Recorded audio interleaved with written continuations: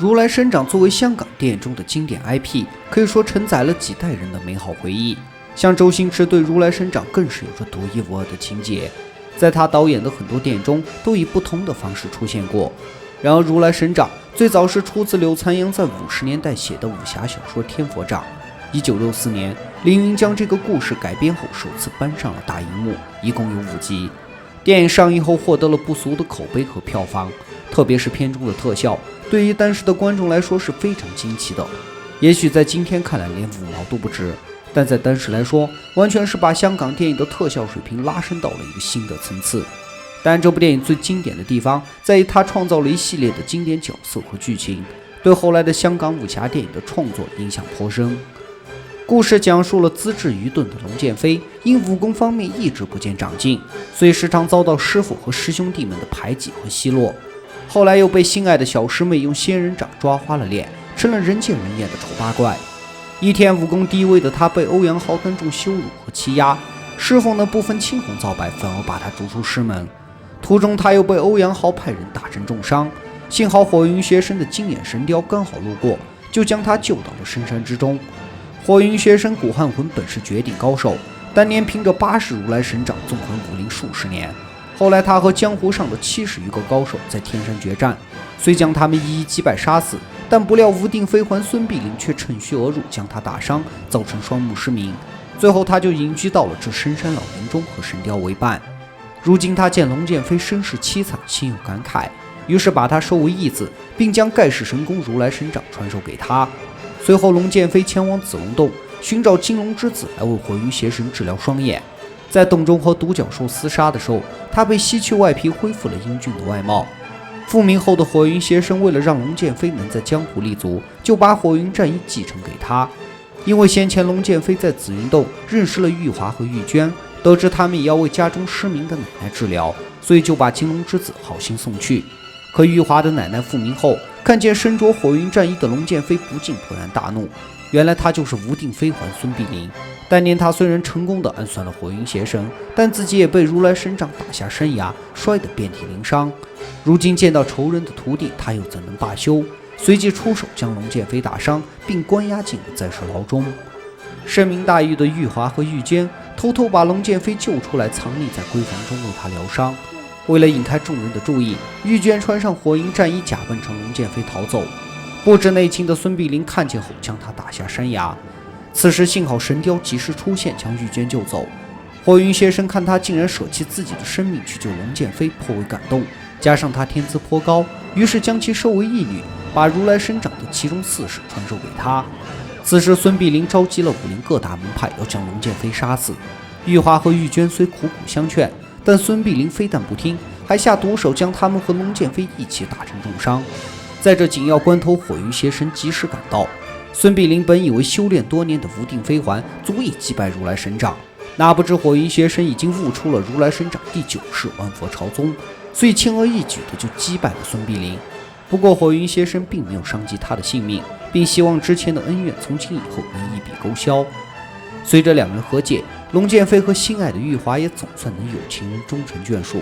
可就在2人大婚之日，孙碧林却被暗算杀死。报仇心切的玉娟连夜追查，不料被见色起意的欧阳豪用迷枪迷倒后抢走。之后龙剑飞和玉华赶来营救的时候，也误入圈套，一同被困在了迷宫之中。火云邪神经过查证，得知这一切的幕后凶手就是欧阳豪所勾结的天地人3魔。当他用如来神掌将3人击败后，卑鄙无耻的欧阳豪却从后面暗算他。身负重伤的火云邪神逃到古庙后，用最后的力量将第9式掌法印在6只铜鼎上，希望龙剑飞有朝一日会看见。此时神雕所救的玉娟就伺机偷走1鼎，而欧阳豪则要独吞剩余的5个铜鼎。天地人3魔发现后一路追杀，在混战中，欧阳豪和其中2只铜鼎一起滚下了山崖。这时的龙剑飞虽然已经练就了如来神掌，但功力尚浅，不能战胜3魔。于是他和众人一起找到了孙碧林的结拜姐妹刘飘飘。刘飘飘因为当年和孙碧林为情翻脸，被毁容颜，所以不肯出战。随后众人冒死找来了神龙之蛇和血蟒之木为其治疗。途中玉华还从深谷找回了2只铜鼎。刘飘飘恢复容貌后，就假装引天地人3魔比试武艺，另外一边让玉华玉娟夺回了另外3个铜鼎。虽然得到了6个铜锭，但龙剑飞发现有一顶上却没有掌印，所以无法参透第9式掌法。这时三魔已经追杀而来，柳飘飘和众人均被打伤。龙剑飞为了不让铜锭落入奸人之手，只好出手将其全部打烂。然而万万没想到的是，这最后一式就藏在这铜锭的内侧。龙剑飞随即施展第9式掌法万佛朝宗，消灭了三魔。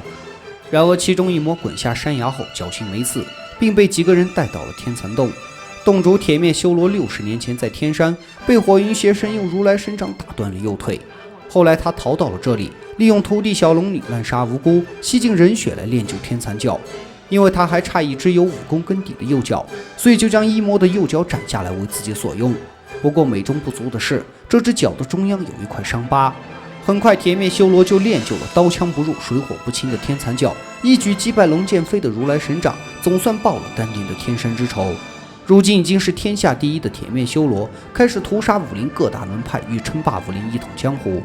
然而日渐长大的徒弟小龙女不愿再助纣为虐，所以渐渐动了恻隐之心。不久后，因为铁面修罗滥杀无辜，引起了江湖公愤，所以各大门派就集合到一起，要将他给铲除掉。可是，在决斗中，各路高手都先后惨死在了天蚕脚下。龙剑飞见状后，使出了如来神掌第9式万佛朝宗。两人正在激战的时候，玉华用无定飞环套住天蚕脚，小龙女接着用素女剑刺向了天蚕脚有疤的死穴中。最后，众人齐心合力，总算消灭了铁面修罗这个大魔头。这部粤语老片对后来的香港武侠电影影响深远，比如在刘镇伟导演的《东成西就》中，黄飞用蜈蚣控制金轮国国王后，一敲鼓心就会疼，这就是出自如来神掌第5集。白骨洞中出现的怪兽和大鼎，则出自如来神掌第1集。三公主的大海无量其实就是根据万佛朝宗改编来的。